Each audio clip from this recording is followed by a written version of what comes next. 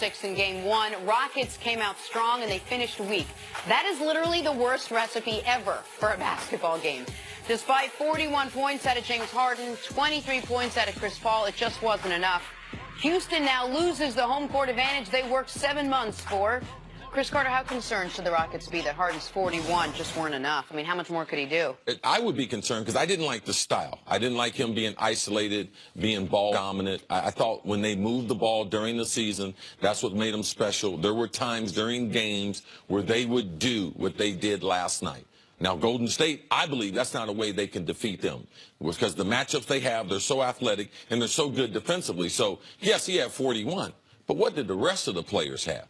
You know, and I believe that Golden State, they didn't allow him. He had to work for that. And I believe that it offensively, physically, it's exhausting for Harden. I believe it will play a toll. Not only it played a toll in the second half of the game, where he was not as effective on offense and defense, but as we go throughout the series, if it's a 7-game series, as much as he holds the ball, it will have an effect on Harden. Right now, the Rockets would be thrilled if it were a 7-game series, because that means they win a road game. That means that they're able to fight back after a stomach punch in game 1, because that's what it was. It was an absolute stomach punch. To CeCe's point, if you didn't watch this game closely, but you've watched the Rockets throughout the year and you hear Chris Carter talking, you're probably like, man, that's how they play.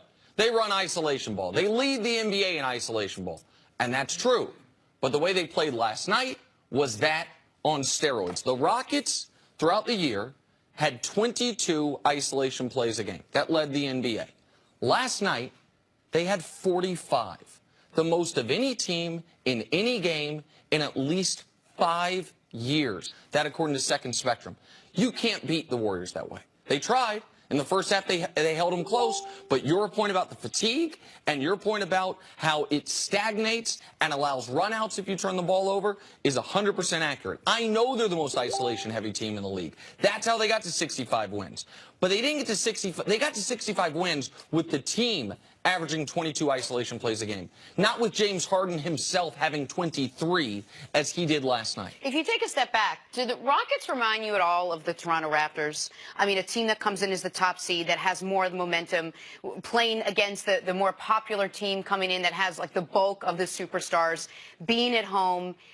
You know, you think it might be a close match, and then all of a sudden you see one team gets, I don't want to say blown out, but a little bit more of a tougher competition. Well, for one, I'm not going to overreact. There's no, besides them being the #1 seed, Toronto having the second best record, there's no way we can compare the teams. And the fight that Houston gave up. Let's not think that we watched a lopsided game.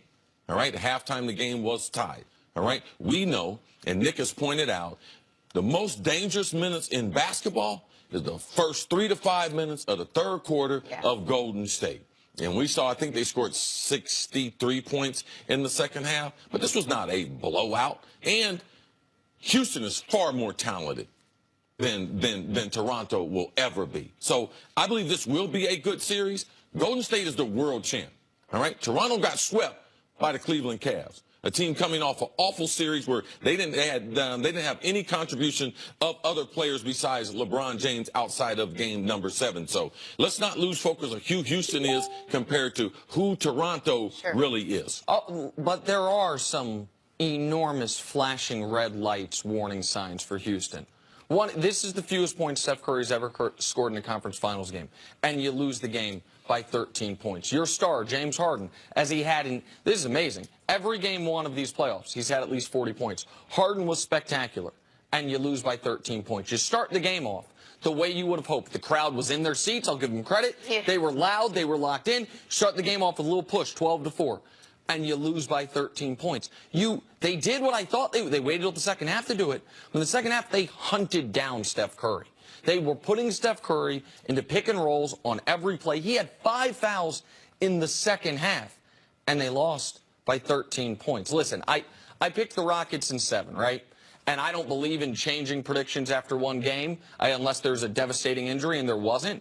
But you watched it last night, and the Warriors looked like a team that unless something happens, injury-wise, how do you beat them? Like, how do you beat them 4 out of 7? And now they got to beat them 4 out of 6. And now, in my eyes, I don't know how you guys feel. I think they have to win 2 of the next 3. right? Like, they can't fall down 3-1 to this team, right? So they have to Golden know. State is not a team you can think beyond the next game. Like Nick Wright can do that math. Oh, they got to win 2 out of the next 3. They better try to win the first quarter in the next game. And then try to get to halftime with some type of lead and knowing that that punch is coming in the third quarter. They can't even think outside of what's going to happen in the next 12 minutes in that first quarter, 12 minutes in that second quarter. And just real quick, KD said something very interesting about that third quarter punch, which is he said we don't play better in the third quarter. It's that other teams come out and give us their best punch, and that we are able to maintain our level while they trail off a little bit. I don't know if that's accurate or not, but it was an interesting window into KD's philosophy. He thinks they come out to start the game the same way they come out in the third quarter. It's that their opposition's level of play is what dips after halftime. Let's talk about the Rockets and their defense. I think we all thought that we would see a little bit more from them. How much did that surprise you last night, Stacey?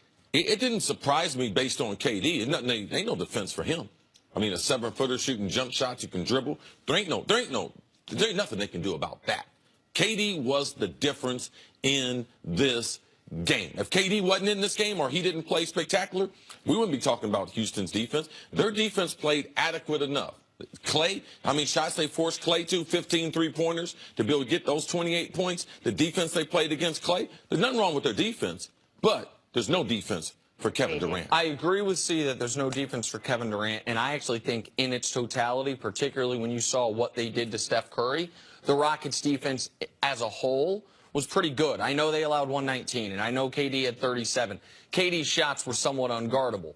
But you're not going to beat the Warriors if you give them 12 free points because you just lose your guy and he busts open for a three-pointer. There was a play that was a backbreaker, I believe in the fourth quarter, where Klay Thompson caught the ball on the right wing, had time to take a dribble, set his feet, and still have a wide-open three.